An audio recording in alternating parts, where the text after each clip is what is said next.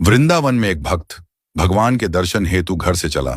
जब मंदिर के पास वाली गली में पहुंचा तो देखा मंदिर के समीप एक मिठाई की दुकान थी। भक्त ने दुकानदार से कहा, भगवान के लिए प्रसाद में पेड़े दे दीजिए।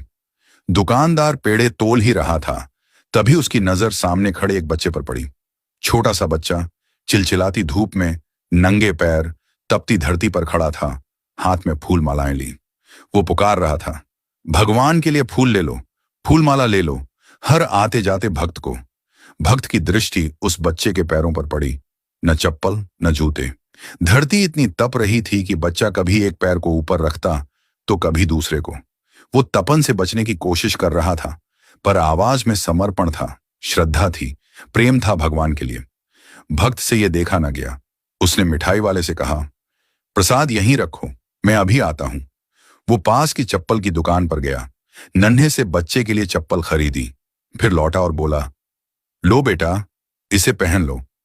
बच्चे ने चप्पल देखी, फिर उस व्यक्ति को देखा, फिर आंखों में आंसू आ गए। उसने पूछा, क्या आप श्री कृष्ण हैं? व्यक्ति मुस्कुराया, बोला, नहीं बेटा, मैं श्री कृष्ण नहीं हूं। बच्चा जिद पर अड़ गया, नहीं, आप श्री कृष्ण ही हैं। मैं किसी को नहीं बताऊंगा, पर मुझे सच सच बता दीजिए ना। व्यक्ति फिर बोला, नहीं बेटा, मैं तो बस एक इंसान हूं। बच्चा बोला, तो आप श्री कृष्ण के दोस्त होंगे, क्योंकि कल रात मैंने भगवान से प्रार्थना की थी। भगवान, बहुत गर्मी है, मेरे पास चप्पल नहीं है, मेरे पैर जलते हैं, कृपा करके मुझे चप्पल दे दो। और आज आप आए चप्पल लेकर, इसलिए आप जरूर उनके दोस्त हैं। उन्होंने खुद नहीं आ पाए तो आपको भेजा है। यह सुनकर भक्त की आंखें भी भर आईं। उसने बच्चे को गले से लगा लिया और कहा, हाँ बेटा, श्री कृष्ण ने ही मुझे भेजा है। अब धूप में तुम्हारे पैर नहीं जलेंगे। तुम छांव में खड़े होकर भी फूल बेचोगे और तुम्हारे फूल जरूर बिकेंगे।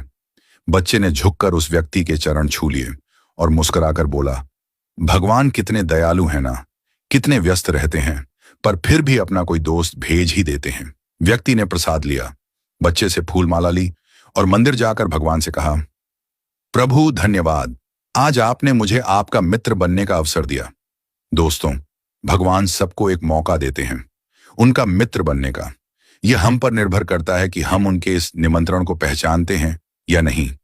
हर व्यक्ति, हर जीव भगवान के सामने नतमस्तक होता है, भगवान के सामने अपनी इच्छा रखता है, भगवान को अपने दुख बताता है, अपनी परेशानी बताता है, भगवान के साथ अपने हालात साझा करता है, और भगवान किसी भी जीव के भीतर प्रकट होकर के उस व्यक्ति की मदद करते हैं। यदि आप चाहते हैं कि आपको भी वो मौका मिले कि भगवान आपके भीतर प्रकट